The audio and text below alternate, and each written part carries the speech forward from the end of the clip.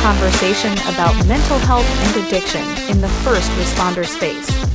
We're joined by your hosts, Austin Pedersen and Josh Adams. Welcome back, everybody, to another episode 4 here of No One Fights Alone. I am back with my co-host, Chief Josh Adams, and I think that today we're going to go over something a little bit different, not necessarily talk about, wellness per se, but something that we hope every officer gets to, and that is retirement.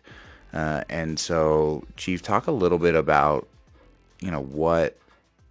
what goes on with first responders when they retire, like right before they retire, maybe their mindset going into it.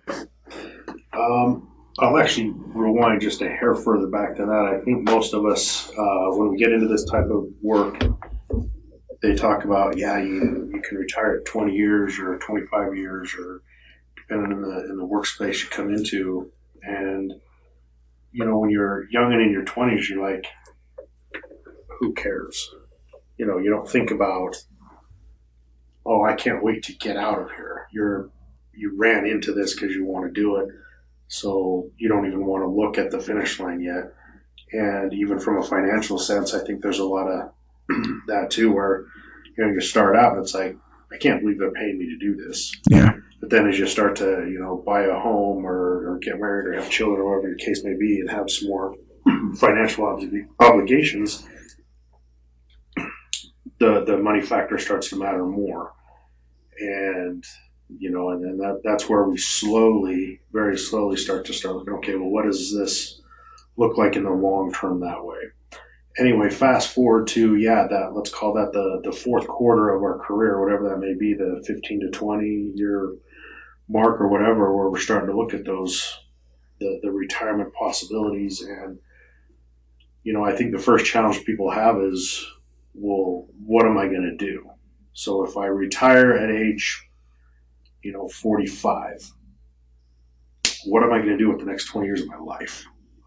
For finance, for insurance, for,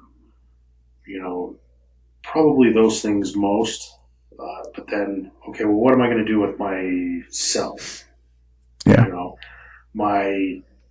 This career is very much like, in some senses, almost like a marriage. And, a guy goes, when somebody finally retires, we have the party. We, give them their service weapon. We, have a lunch and sing Kumbaya.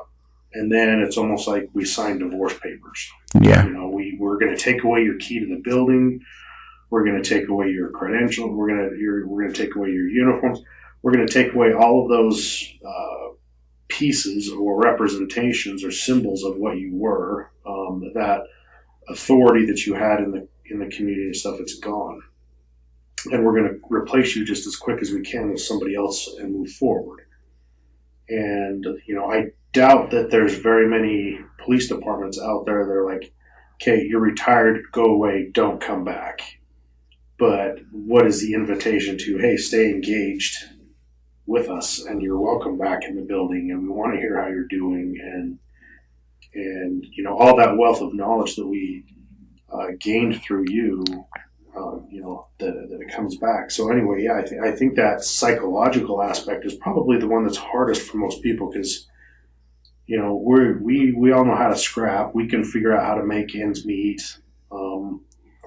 A fellow can retire and go work at a Home Depot or something like that and get a full-time job that he's benefited, and the wages are probably enough to offset, between the pension and his income, that he's kind of breaking even. So I think a lot of people, it's not a huge financial thing. I don't think it's a huge medical thing, but I think the biggest challenge that a lot of people have is, okay, this was my peer group, my peer family, and now they're gone.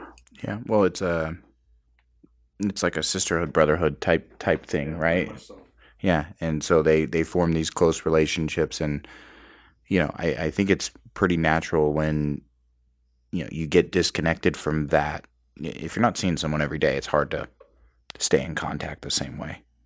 And so can you give us a rundown, kind of like what the at least in Utah, what the pension numbers look like. So what is it, like 50% at 20 years, 70% at 20 years, and then goes up, or? Yeah, so in Utah, they, 20 some odd years ago when I got into this line of work, you could retire as early as 20 years at 50% of your highest 3 years. Um, in other words, the cumulative average of your top three highest paid years would be what your annual pension benefit would be. But also back then, there was medical insurance, and there's a lot of other things that just over the years have been stripped back. So the only thing that's remained constant is that Utah retirement system 20%, or excuse me, 50% at 20-year constant, and then it would go up 2% per year every year you stayed. So year 21, you got another 52%, Yeah, and so on and so forth. And there's actually in Utah, there's no cap to that. So I mean, a fellow can stay around 40 years if he wants to. And does that happen? yeah, there's some guys that, in fact, I'm aware of one who's, I believe he's in year 42, and I'm no mathematician, but it would occur to me that he hit the 100% payout rate at year 40. So 20 turning into 40, and so I don't know. In my mind, is he losing money at this point? And the other factor that I know I'm going on a little bit of a tangent here too is when you crunch those numbers, every year you stay is one less year you're actually going to collect. Yeah. So, for instance, about year 18 for me, I met with my financial planner guy, and we were kind of looking at different numbers and what my pay rate was then, and my age, and what we figured how this is about how old you're going to live to be, and so forth. So I looked at it. I believe it was kind of like, okay, at age 40, if you're going to live another 30 years to age 70, you retire on time in 20 years. Over the course of my life until I were to pass away at age 70, the payout would be like $1.2 million over the course of that post law enforcement life. Yeah. If I were to stay until 30 years and still die at age 70, my payout over the course of that shortened post-retirement life would be $1.2 million. So in a sense, a lot of people, we don't know when we're going to die, but if we knew what we were going to die, you could quickly calculate out that, hey, you're really not going to come out money ahead by staying excessively long. It makes perfect sense for me to people that hit that 20-year mark and be like, I still feel good and I'm contributing and I don't want to go yet. Or that, hey, my youngest kid is 14. I got 4 more years of, insurance and this, that, and the other before I've got quite the level of financial freedom to go and do something completely different and stuff. So there's a lot of practical and productive reasons to stay beyond that 20-year mark. But from a hard costing, if we knew how old we're going to be when we actually are going to pass away, you could probably mathematically eliminate the reason to stay much longer than the first chance you can get off. Yeah. So kids' college, medical bill, whatever, maybe that's a huge reason for people to stay. Yeah, and there's different incentives like Utah. They offer you can get different levels of lump sum payouts, one-time payout that reduces your monthly overtime, but you can get, I don't know, maybe a couple $100,000 or something like that, where it's like, hey, I'm going to pay off my house, and then I'm going to have a reduced pension amount, but I'm not going to be paying a mortgage. So yeah. People that are really into finance and numbers and stuff, they can use these tools and stuff to figure out what's my best option. But yeah, so there's that. But in 2011, I believe, there was a move, and this is coming on the recession that was going on at the time and everything like that, where it's like, hey, the funding of our retirement system is a concern. And so what they did is they created what they call a Tier 2 retirement system. So people like me that are, were in the system before 2011 are Tier 1, meaning we can get out of 50% at 20 years.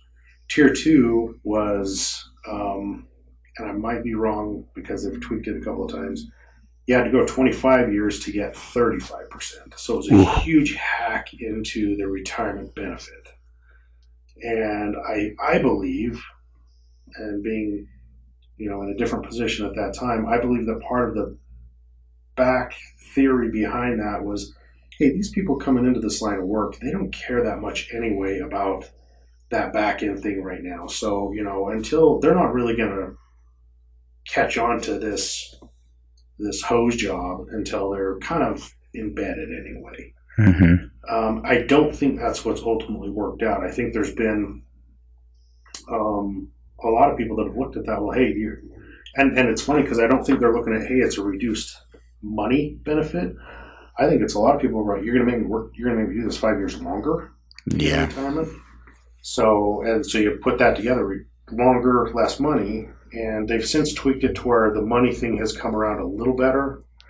I know that there's a movement every year to try and bring that back down to the so everybody's a tier one. But I believe, having been on a couple of discussion committees and stuff like that, the fiscal note attached to making that account work again at that same level is really high, and that the legislature and so forth would rather than it being like state money that bails that out or corrects that gap, they'd turn it back to the different agencies, the different municipalities do it, and that's tough for a city or so forth that's already economically running its thing and being solvent. All of a sudden be like, well, hey, your retirement benefit for each police officer is going to need to go up a few $1,000s a year per guy, and so there's still a very much an ongoing money issue on what the pension is going to look like for a tier 2 type of a person by the time they actually hit that mark. So there is no tier 2 people that have obviously arrived at retirement eligibility yet. So it's a work in progress, but I would also say that that's one of the impacting factors on part of our recruitment too, is when people feel like, hey, you're actually getting it, and especially in this day and age, the different workforce philosophies we have, people are looking at, hey, if somebody else is getting a better deal, I'm going where the better deal is. And so you've actually had a lot of cities and counties and stuff come in and be like, hey, well, we realize this tier 2 thing is not nearly as equitable as a tier 1. So we will bring in more money on a 401k or something to that effect to sweeten the overall retirement benefit in theory over time. And I think it helps sometimes, but the funny thing that piece has done is that's made some of the people that are tier 1 and were in an agency and going well, when these ones open this up and they start all offering this increase in a 401k, you'll now have guys jump from their established position to go there because like, hey, I'm going to get it even better because I'm going to be a tier 1 guy and I'm going to get a higher 401k benefit and everything like that. So, their money ahead too. So, and then it leaves the other agency they left with a gap, and nobody wanted to fill that gap necessarily because they don't offer that same level of competition. So it's really turned into kind of a wage and benefit war the last several years of, hey, we need police officers in the state. We're down anywhere from 400 to 600 at any given time here in Utah. And, just to train that number of them, we're talking probably 2 years worth of academies all over the state. Yeah. And that doesn't factor in attrition and things like that. So, if I hire an officer from another agency, I'm not helping fill that. The tide is not rising. I'm just taking from another place. Yeah. I'm leaving them with that opening. And so, does it have something to do with retirement and the benefit? Yes, but also no. So when they switch over to a different city, that tier 1 can go with them. So it's coming from the state instead of the city at that Yes. point, or okay. Yeah. So Utah, the unique thing about Utah is our pension system is statewide. So we are all there's a first responder pension system. There's a firefighter pension system. And then there's one that's more for like general, teachers and clerks and all that good stuff. So the ours is unique to the police retirement system and the fire department system. Theirs is a little bit different, arguably better, but it's more factored on the kind of work schedule they have, Yeah. and the number of hours they work and so forth. Well, like 24 on, 48 off, or that kind of stuff. yeah. I tried to figure it out one time. It was Well, I think they've done like the sleep studies. We actually talked about it when I was in Indianapolis, is of those sleep studies of like the swing shift and everything like that, and just the detriment that it has on your brain, and the those fire guys and the swing shift for police, just that they have it a little bit rougher. I never would have thought that, because in my mind it was those guys are getting paid to sleep, but then having done a lot of work with Chateau and meeting officers that are firefighters that are really dealing with those things, theirs is in a sense worse, because it's like, a cop can go work his graveyard shift, but then he knows he's not going to get called back into work for the next 10 hours, 12 hours, what have you. But those guys, it's like they're, if they're working 48, it's, and they average out how many runs a day they have and stuff, they're not getting sleep, and it's very, very patchy. So they're not having sleep cycles, and so they start having those the hormonal differentiations and stuff. And then one of the biggest challenges that they all have is, they work a 48-hour shift and then they go home and they're supposed to be functional like it's their day off. And most of them are like, well, I need at least a day to try and recalibrate. Yeah, 96 off, and that creates family problems and stuff like that, because between the physical fatigue and then sometimes the emotional fatigue from whatever was going on during that last rotation, they're not in a very good space. Yeah. So, it affects them very much. Well, they don't sleep right. Like you cannot get them for weeks or months sometimes to just go to bed at 10 p.m. and wake up at 6. Like they're sleeping for 2 hours, up for 2 hours, whatever it may be. Well, and that's exactly it. You're hitting it spot on. What's kind of been describing you most is it's like they don't have the ability to relax. Yeah, hypervigilance. It's like whether I'm going to sleep, if I know I've got 10 hours or so that I'm not going to be interrupted, that's usually where most of us, you flick on the tube and you watch the show until you doze off, whatever the case may be.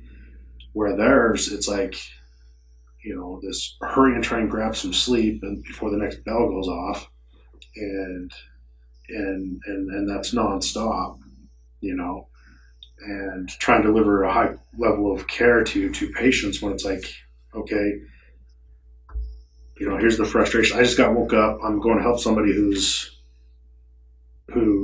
ankle hurts or something like that. Take him to the hospital, whatever. And it's like, this jackass just pulled me out of bed for nothing. What feels like nothing. And I just lost sleep. But they still, give that high level of care, even though it's like, hey, the better we do, the longer it's going to take. So, that dude's ankle ache or whatever just took 2 hours of my sleep away from me. And so there's the fatigue, and then there's the frustration of I can't get ahead. Well, 2 hours of sleep for 20 years. Yeah. That's I think that's the big thing, is like at the beginning, I think they can manage that and maybe make up for it. But year after year after year, it just, how can it not? Well, and I agree. I think one of the things that all of us, when we're younger and stuff like that, our bodies are healthier, more natural energy, whatever. We're less dependent on sleep, or fatigue doesn't present itself as abruptly in our lives. But when you start screwing around with your cortisol and melatonin balances nonstop, and they don't know how to counteract one another to wake us up and put us to sleep anymore, we're screwed. Yeah. Well, then if you start mixing like nightmares in, then you're going to have a whole nother ball game. Yeah. Because you're waking up and then you're awake too, or you just didn't sleep sound. You never hit REM ever. Or one of the frequent things that I hear a lot about too, we discuss a lot at length with folks that are in the process of recovery, is alcohol will make me fall asleep faster, and it will help me from having those dreams. And so it's, the point and purpose of their drinking is to, for lack of a better term, is to make their body crash and their mind crash so that they can get whatever. But again, that's not even most of them. The alcohol prevents them from feeling from experiencing a REM cycle like that. Yeah. The hormones and stuff like that that induce that don't occur. Yeah, but they want that. That's so the not goal. Dreaming, yeah. Because they're trying to avoid dreaming. Yep. I mean, do you suffer from nightmares too as well? Not as bad. Like I used to have them a lot. I was therapeutically able to work through some of those issues that haunted me, so to speak, or whatever you want to call it that way.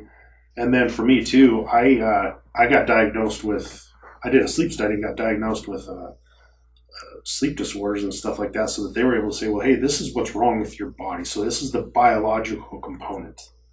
And I think that's where we are really missing on some things too. Is hey, when we talk about the lack of sleep and the nightmares and everything like that, they usually interface with one another. The lack of peaceful sleep is an environment for more of the nightmares and stuff like that. And the nightmares interact with our ability to have peaceful sleep. And so, for me, is being able to medically find out, well, here's how I biologically am not sleeping correctly. So we worked out the biological piece, and for me, one of them was just severe sleep apnea. I had no idea I had it. Mm-hmm. And so, it's funny, the sleep study I had, they're like, yeah, you're waking up on average 51 times an hour from not breathing. Oh, wow. So basically, it's like you're in a boxing match all night with your own self. Yeah. And I remember very clearly, you'd wake up some nights horribly fatigued. In the morning, like I would have been better if I would have stayed up. Literally having slept all night and feeling like I'm coming off a grave. And so, yeah, finding that biological repair, if that exists for some of us, then I think we can attack that the mental issue. But I think on the flip side, not in my case, but I think there's other people where it's the mental one that precedes the physical one. It's that the inability to relax is because of the, if you will, the fear of what am I going to dream about. Mm-hmm. And so that's where people are like, okay, well, if I down a fifth right before bed, okay, I know my body's going to crash. It's a depressant, and I know my body, and I don't have to worry about those dreams anymore because I've basically intoxicated myself, immune from having the dreams. Yeah. And so, I mean, it sounds to me like you're pretty much recommending everyone should probably do some type of sleep study that's been on the job for a certain period of time. I think so. I mean, I think when we stop and look at it, and one of the goals, long-term goals I have is, hey, when we talk about fitness standards and fitness for duty and stuff like that, what about fatigue? Why is fatigue not part of that? You might in your doc in a box annual physical or something like that, you might have a document, how do you sleep? And you could be like, because he's checking a box, and you could be like, well, I sleep like shit. And he's like, well, what, you want some Ambien? Yeah. And so you're like, sure, why not? Everybody has their own stories to tell about when they're taking pharmaceuticals to knock them out. I mean, most of them are more of a hypnotic than they are an actual relax your body and fall asleep. Well, yeah. I mean, Seroquel is used in higher doses as an antipsychotic. Yeah. So it's used in smaller doses to help people sleep, and then bigger doses. So yeah, that's exactly. It's not shutting your body down the same way melatonin does. Yeah. In a hormonal level, it's basically stunning your brain and letting everything else relax. And for some people, it's a counterpoint where they're actually walking around like they're hypnotized or whatever, and eating a jar of peanut butter at 3 in the morning. They don't know what else is going on. Yeah. So, but I think that one of the things I would like to see when we talk about, okay, we have physical fitness standards, and for my department, many departments, we have either an annual or something to that effect, physical. Why do we not do the sleep study stuff? It's really fairly basic. I think we think of, a sleep study means we have to go to some sleep center. They're going to plug 50 wires into my head and stuff like that. And mine was, the first piece was just having a pulse oximeter on my finger one night. And then from there, like, yeah, let's get some more information. And then it was this band thing around the gauge my respiration, pulse oximeter, and a cannula. And from there, they're like, yeah, dude, you're screwed. I didn't need to go to a sleep center or anything like that. And so they just gave you a CPAP. Yeah, basically. So order up the equipment, get used to it. Took a few weeks to really get used to it, but now the difference is night and day. Yeah. Like when I hit the road, that thing's coming with me, And so when you talk about differences night and day, what is that difference? Do you feel like that I slept? Yeah. Like I woke up this morning. I put that thing on at about 11:30 last night, and I woke up this morning at 7, and I felt like I slept the whole time. Yeah. So you just basically you have more energy. It's probably gone a roundabout way of like your diet's probably better. Mm-hmm. Your feeling of restless, whatever maybe is better. You probably get to ingest less caffeine. Does that sound about right? So I think, and you emotionally feel healthier, having more energy. So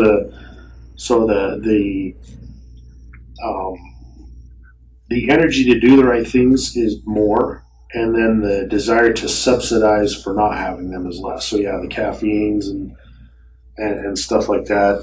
And for my case, it was as drastic as I went from where there were frequently I had a prescription for here when you talk about here's the medical fix to everything and the pharmaceutical effect, Adderall. So I went from pre apnea diagnosis to where I was taking Adderall in the afternoon to get through the day to where I haven't taken it at all. Yeah. They just diagnosed you with like ADHD or something like that to do that? I already knew I had that. Yeah. But basically the whole, and a lot of it, focus and stuff like that. But in reality, what it was for me it was fatigue. I mean, I was too damn tired, And so, and in those days, it's like, okay, Adderall and 3 or 4 monsters a day. It's like, how long until your heart's going to pop? Yeah, so bad for your heart. Yeah, so bad. Yeah. And versus now, I sleep good. And part of it is we have to put in the effort too, sleep hygiene and stuff like that, where it's like, hey, I'm going to do the right things to try and sleep well. Like if we need to wear a CPAP, or if we need to be more diligent about going to bed earlier and things like that, giving ourselves that chance. But yeah, it did a tremendous thing for me to where, I got more energy to exercise, more desire to be more fit, and just feeling better overall. Yeah. Well, I mean, I think some of those things you said, like be diligent about trying to go to bed earlier. All the blue light stuff that is going on, like cell phones, TVs, all of that stuff, like I don't think people realize how much of an impact that actually has on your brain and allowing your brain to calm down. Yeah. Like, put your phone away, turn the TV off, and then try to go to bed. Because I think it's something like it takes anywhere from 30 to 60 minutes after the blue light is off, so phone and TV, for your brain to actually rest, and your eyes and everything like that. And I think, I'm guilty of it. I'll sleep with a TV on, or, Oh, I'd love to. It's just recognizing that that's not ideal. Yeah. Yeah. But when you've done it for 20 years, those habits are hard to break, but then you wonder why you don't sleep the same. Like, they've got all these apps. I mean, they have everything these days to, like, measure your REM sleep. Like, how you act, like, what time you actually get in REM, and then when you're like sleep, like you can just do it through your phone and your Apple Watch these days. Yeah, it's cool. I've got an Apple Watch now, but what's the other? Fitbit. Oh yeah. So and I was actually part of a sleep study. They issued us Fitbits, and so I went to it. It's like at night when I was going to bed, I'd take my Apple Watch off and I put the Fitbit on, because the Fitbit one was the one that was recording the crap for the sleep study. Mm-hmm. And it was pretty cool to get the feedback from that as far as, and it's not, I don't know that it's an exact science, but it gave you some really good ballparky stuff. And then, and I was contrasting that with the, the numbers and stuff off my CPAP. I'm even opening up right now, looking at that alone tells me a lot of information about my sleep. Does it give you those REM numbers and everything, or is it just... It doesn't put out the REM numbers, but it gives me information about, like last night. Hell yeah, I scored 100% last night. 7 hours, 28 minutes of usage. My mask stayed sealed on the whole night. So, and I had 3.6 events per hour. So I'm down from 51 to 3.6. So that's pretty good. And the number that just shocked me there was you slept for 7 hours and 21 minutes last night, or at least had the machine on for that long. Yeah, and it picks up, and what it does is, so it starts off barely even kind of on, but as you fall asleep, basically as I start to induce apnea, it recognizes it and increases the pressure, if you will. Yeah. Well, I was just thinking more along the lines of like everything that you have going on, all of the stress, and you can still sleep 7 hours and 20 minutes. This way, yeah. Yeah. Yeah. Like, what do you think you were sleeping on average 5 years ago? 4 hours? 3 to 4. Yeah. And then just... Wow. That's a big difference. Twice as much sleep. It is. And that's the thing is, it's like and I'm no perfect angel. I mean, we're sitting here talking and I'm drinking a white Monster, which is, God's nectar. But that's the problem is I don't even know that I'm really drinking it for the caffeine content. Is it's like I kind of got addicted to the flavor. Yeah. It's like they need to come out with a caffeine-free Monster. Yeah, they do taste good. Yeah. I'm a rock star man myself, but I mean that's part of it. It's like, well, hey, if I could get away from the flavor or something like that, I'd probably only drink one a day. Yeah, one a day. Well, I've been in your office before where you got a fridge full of them. Depending on how tough the day is, probably depends on how many you drink. Yeah, but it's also, people come in and they're talking, and they're all a bunch of coughs and stuff like that. They're drinking the same shit. Yeah. So, they know if they're going to come in and have a conversation with me, they're welcome to crack one open. Yeah. Well, Chief, as always, it was a pleasure. Really appreciate you getting on. I know that we started off talking about retirement, but I think we had a really good conversation about sleep. Well, I think it just naturally turned into what it needed to, because, sleep is one of those things that I don't think people know how much it actually affects their daily performance. So I appreciate you coming on. We'll get together next week. Have a pretty fun episode with a friend of yours that you grew up with that has turned into owning one of the bigger treatment centers in Utah and works with tons of veterans. So next week we'll be focused a little bit more on veterans and kind of what they deal with and what they go through. So, Chief, I appreciate it. Thank you. Thanks, man.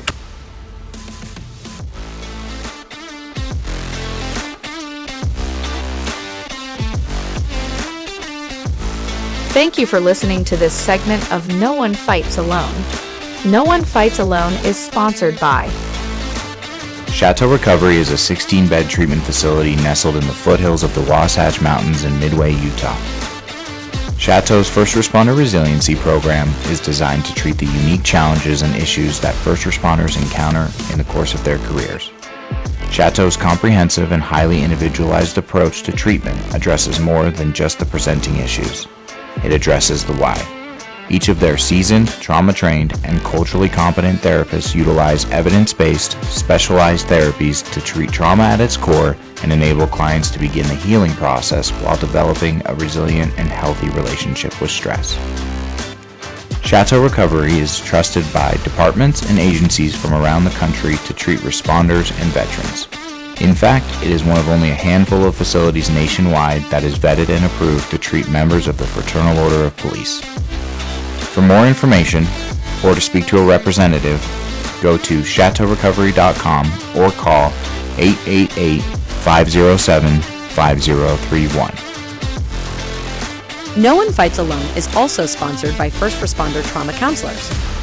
First responder trauma counselors are subject matter experts in proactive behavioral health care for frontline workers through their National Peer Support Academy. This 40-hour all badges, all uniforms, and all scrubs educational experience helps to create caring, honest, and empathetic peer support relationships with your fellow frontline workers. The FRTC National Peer Support Academy is taught by actual first responders who have gone back to school to become culturally competent, licensed behavioral health clinicians that teach from lived experiences, not just theories from books. This fast-paced, immersive educational academy will not just change your life, it will help you save the lives of others. For additional details, visit 991overwatch.org or call 970-222-419-3. This could be the most life-changing academy you'll ever attend.